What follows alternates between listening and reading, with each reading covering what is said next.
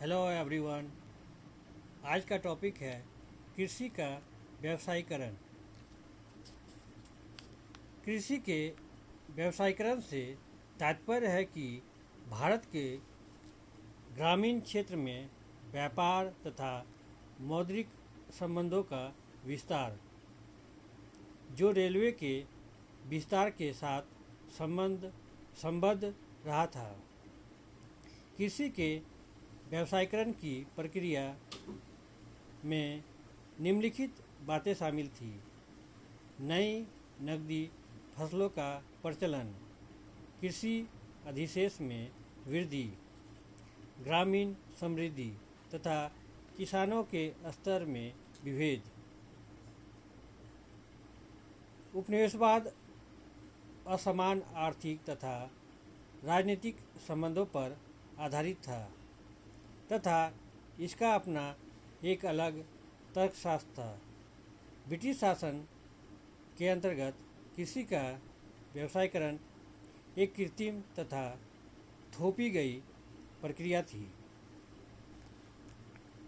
ऐसा नहीं माना जा सकता है कि यह प्रक्रिया महज ब्रिटिश शासन के अंतर्गत आरंभ हुई, वरन मध्य युग में भी हम व्यवसायीकरण की प्रवृत्ति पाते हैं, किंतु इसकी तीव्रता और प्रभाव सीमित रहा था। वास्तव में कंपनी शासन की स्थापना तथा इसके द्वारा अधिकतम रूप में भू राजस्व पर बल दिए जाने के कारण इस प्रक्रिया को प्रोत्साहन मिला तथा कृषि उत्पादन का एक बड़ा भाग अंतर्राष्ट्रीय बाजार में पहुंचने लगा। यह प्रक्रिया कुछ ही फसलों तक सीमित रही थी। कृषि के व्यवसायीकरण के अध्ययन में एक बड़ी सीमा बनी रहती है उचित संख्या में सांख्यिकीय डेटा का अभाव। हम कृषि के व्यवसायीकरण के स्वरूप को समझने के लिए भारत के विभिन्न क्षेत्रों में व्यवसायीकरण की प्रक्रिया पर दृष्टिपात करेंगे, किंतु इससे पूर्व हम उन कारकों पर जिन्होंने व्यवसायीकरण की प्रक्रिया को बल प्रदान किया पर सबसे पहले विचार करेंगे। प्रथम, जैसा कि हम जानते हैं कि आरंभ में कंपनी को भारतीय वस्तुओं को खरीद के बदले बुलियन प्रदान करना पड़ता था, किंतु बंगाल विजय के पश्चात कंपनी ने अपनी रणनीति बदल ली तथा बंगाल से प्राप्त राजस्व का एक भाग भारतीय वस्तुओं की खरीद में निवेशित करने लगी। कंपनी को भू राजस्व के रूप में एक बड़ी रकम प्राप्त होती रही। इस लक्ष्य को ध्यान में रखकर कंपनी के द्वारा कुछ व्यावसायिक फसलों की खेती को प्रोत्साहन दिया गया। दूसरा, 19वीं सदी के प्रारंभिक दशकों में ब्रिटेन में औद्योगिक क्रांति का प्रभाव महसूस किया जा रहा था। नवोदित औद्योगिक वर्ग ने ब्रिटिश सरकार पर इस बात के लिए दबाव डाला कि ब्रिटिश ईस्ट इंडिया कंपनी का व्यापारिक एकाधिकार समाप्त कर भारत का दरवाज़ा ब्रिटिश वस्तुओं के लिए खोल दिया जाए। 1813 के चार्टर एक्ट के आधार पर भारत में कंपनी के व्यापारिक एकाधिकार समाप्त कर दिया गया तथा लंकाशायर एवं मैनचेस्टर के औद्योगिक उत्पादों से भारत का बाजार भरा जाने लगा। जाहिर है कि इस प्रक्रिया ने भारत में हस्तशिल्प उद्योगों को धक्का पहुंचाया। इतना ही नहीं, ब्रिटिश सरकार के द्वारा ब्रिटेन ब्रिटेन तथा यूरोप में भारतीय हस्तशिल्प उत्पादनों के लिए बाजार बंद किया जाने लगा। अब कंपनी को अपने शेयरधारकों को देने के लिए लाभांश की समस्या उपस्थित हुई। इस कारण से कंपनी ने एक वैकल्पिक नीति अपनाई तथा इसने अफीम, नील तथा अन्य प्रकार के कृषि उत्पादों का निर्यात कर मुनाफा कमाने का निर्णय लिया।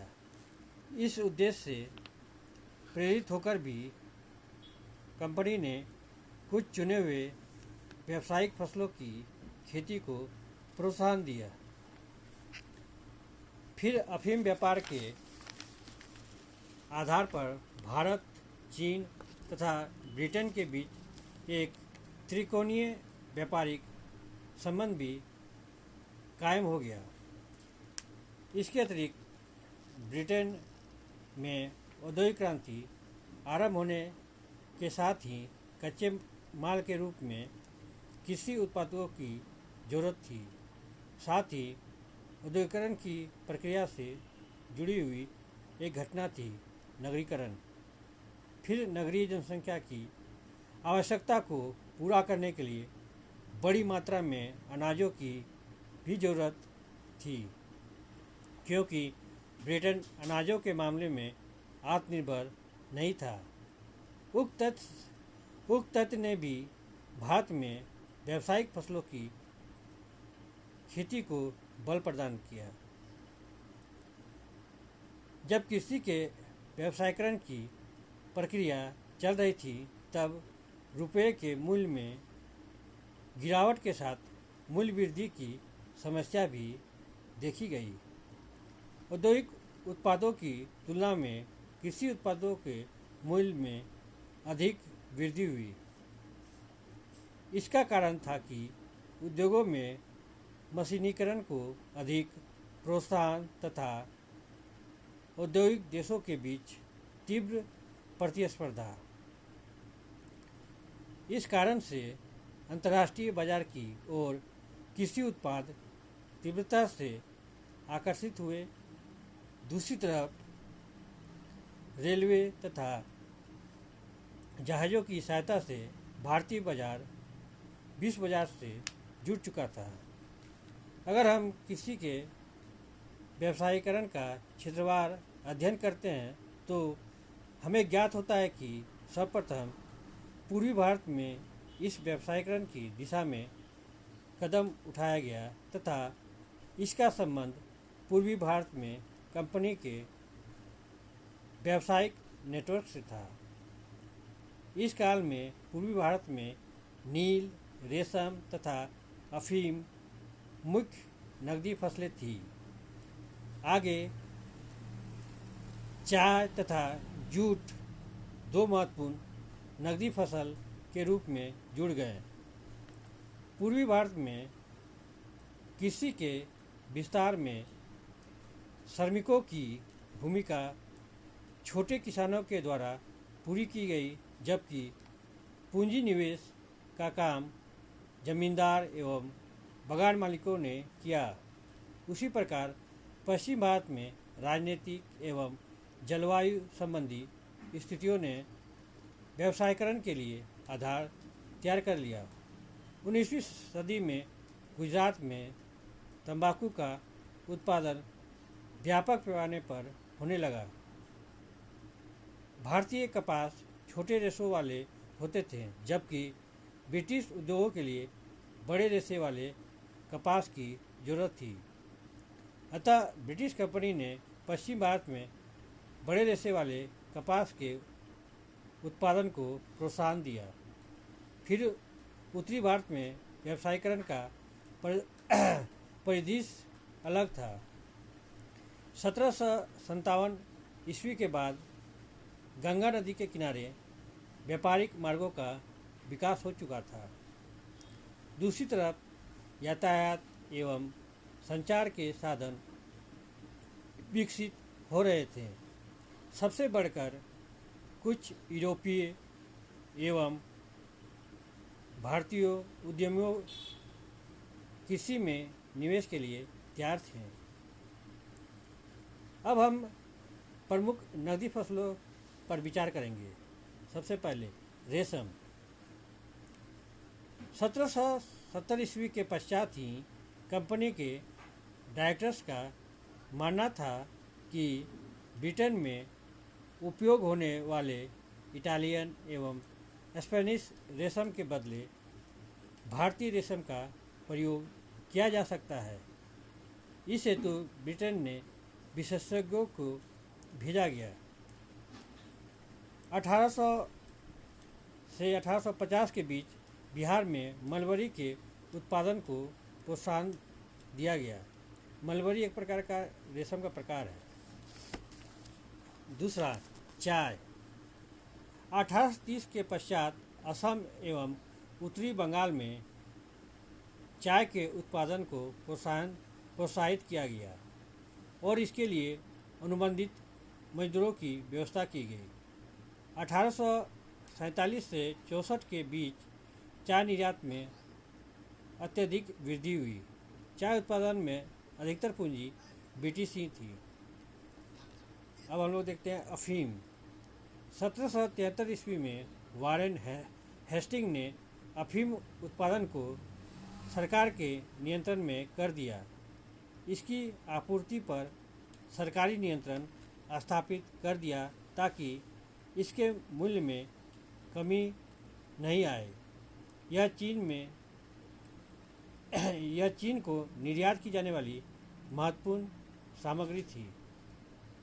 नील। भारतीय नील की मांग 1790 के बाद अधिक हो गई जब कैरिबियन देश की आपूर्ति में कमी आ गई। 1825 ईस्वी तक यह भारत से निर्यात की जाने वाली सामग्रियों में महत्वपूर्ण सामग्री हो गई थी, किंतु नील की खेती अधिकतर ब्रिटिश जमींदारों के हाथों में रही एवं रैयतों के शोषण का एक महत्वपूर्ण आधार हो गई। गन्ना। यह भारत की एक परंपरागत फसल थी। 1830 के बाद इसके उत्पादन को प्रोत्साहन दिया गया। परिणामतः भारत के चीनी निर्यात में वृद्धि हुई। कपास। महाराष्ट्र एवं गुजरात में कपास उत्पादन को प्रोत्साहित किया गया। 1860 के दशक में जब अमेरिकी गृह युद्ध के कारण अमेरिकी कपास की आपूर्ति में कमी आई तो भारतीय कपास उत्पादकों को बहुत लाभ हुआ, किंतु यह स्थिति बनी नहीं रह सकी। 1865 के बाद गृह युद्ध की समाप्ति के साथ कपास के मूल्य में कमी आ गई। इस तथ्य ने कृषक असंतोष को जन्म दिया। जूट। पूर्वी भारत में जूट के उत्पादन को प्रोत्साहन मिला। अब हम देखते हैं कृषि के व्यवसायीकरण के क्या प्रभाव पड़े। कृषि के व्यवसायीकरण के कुछ सकारात्मक परिणाम भी सामने आए हैं। उदाहरण के लिए स्वावलंबी ग्रामीण अर्थव्यवस्था टूट गई तथा एक अखिल भारतीय अर्थव्यवस्था का विकास हुआ। कृषि के व्यवसायीकरण के परिणाम स्वरूप ग्रामीण अर्थव्यवस्था में पूंजीवादी प्रवेश हुआ, उत्पादन अधिशेष की संभावना बढ़ी तथा कुछ लोगों में समृद्धि भी आई। उदाहरण के लिए कुछ खास क्षेत्रों में जैसे दक्कन कपास उत्पादन के लिए तथा आंध्र प्रदेश एवं तमिलनाडु के गोदावरी, कृष्णा एवं कावेरी डेल्टा और पंजाब के कुछ भाग में समृद्ध किसानों का एक वर्ग उत्पन्न हो गया, किंतु इसकी सबसे बड़ी सीमा यह रही कि इससे उन तत्वों का लाभ नहीं मिला जिनके त्याग पर यह प्रक्रिया आरंभ की गई थी, अर्थात सामान्य कृषक लाभों से वंचित रहे। उदाहरण के लिए, जैसा कि हम जानते हैं कि 19वीं शताब्दी के उत्तरार्ध में औद्योगिक उत्पादनों की तुलना में कृषि उत्पादों के मूल्य में तेजी से वृद्धि हुई, किंतु कृषि उत्पादकों की तुलना में भू राजस्व, महाजनी कर्ज पर ब्याज की राशि आदि में अधिक वृद्धि हो गई। सामान्य किसान कृषि उत्पादों की मूल्य वृद्धि के लाभ से वंचित ही रहे। वहीं दूसरी तरफ जमींदार, धनी कृषक आदि ने मुनाफा भी कमाया। दूसरे, इस व्यवस्था में सबसे अधिक लाभ बिचौलियों को मिला, अर्थात ग्रामीण सौदागर, शहरी सौदागर एवं जहाज़ों के मालिकों आदि को। इस व्यवस्था की सबसे बड़ी खामी यह थी कि प्रत्येक स्तर पर लाभ प्राप्त करने वाला वर्ग आर्थिक खतरा अपने से नीचे वाले वर्ग को सुपुर्द कर स्वयं बच जाता था। उदाहरण के लिए, विश्व बाजार में अगर किसी वस्तु की मांग कम हो जाती थी तो विदेशी व्यापार से जुड़े व्यापारी उन वस्तुओं की खरीद कम कर देते थे। उसी तरह उनसे नीचे के व्यापारी भी उन वस्तुओं की खरीद कम कर देते थे, किंतु किसानों को आखिरकार इस मंदी का सामना करना पड़ता था। इसके अतिरिक्त विदेश व्यापार, जहाजरानी उद्योग तथा बीमा व्यवसाय पर लगभग संपूर्ण रूप से ब्रिटिश व्यावसायिक घरानों का एकाधिकार कायम था। 19वीं सदी के उत्तरार्ध में निर्यात व्यापार से प्राप्त अधिकतर लाभ विदेशी व्यापारिक फर्मों के द्वारा हस्तगत कर लिया गया था तथा यह लाभ देश से बाहर चला गया। व्यवसायीकरण की प्रक्रिया के बावजूद भी कृषि का आधुनिकीकरण नहीं हो सका। वस्तुतः कृषि का आधुनिकीकरण बड़ी दूर की बात थी, क्योंकि जिन्हें मुनाफा प्राप्त था उन्हें आधुनिकीकरण में रुचि नहीं थी। अधिसंख्यक भारतीय किसानों के लिए यह एक थोपी गई प्रक्रिया थी, अर्थात उन्हें महाजनों से कर्ज एवं जमींदारों अथवा सरकार के लगान चुकाने के लिए अधिक नगद राशि की आवश्यकता थी। व्यावसायिक फसलों की खेती का अर्थ था परंपरागत फसलों का उत्पादन दुष्प्रभावित होना। इसके परिणामस्वरूप गरीबों के खाद, ज्वार, बाजरा तथा मक्का आदि का उत्पादन कम हो गया। फलतः ग्रामीण क्षेत्र में भूखमरी की समस्या बहुत तीव्र हो गई। उदाहरण के लिए, कोयम्बटूर के किसानों ने एक ब्रिटिश कलेक्टर से कहा कि हम कपास इसलिए उपजाते हैं ताकि हम उसे खा नहीं सके तथा उससे बुराइश की राशि चुकता कर सकें। कृषि के व्यवसायीकरण ने श्रम बाजार, अंतर्ग्रामी बाजार, भूमि बाजार तथा ऋण बाजार कृषि के विकास में भी भूमिका नहीं निभाई।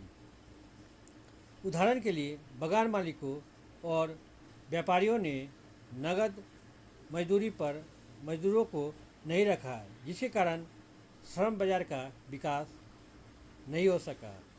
अर्थात चाय बागानों में अनुबंधित श्रमिकों का उपयोग किया गया, जबकि नील उत्पादन में एक ऐसी प्रणाली का विकास किया गया जिसे रैयत प्रणाली कहा जाता था।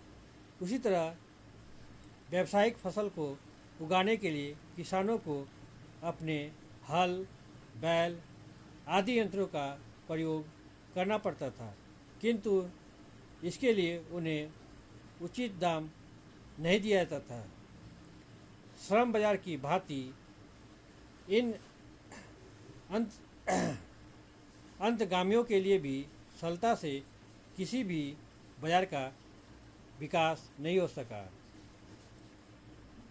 भूराजस्व को एकत्रित करने वाले एजेंटों ने जमींदार तथा बागान के मालिकों ने भूमि बाजार के विकास को रोका।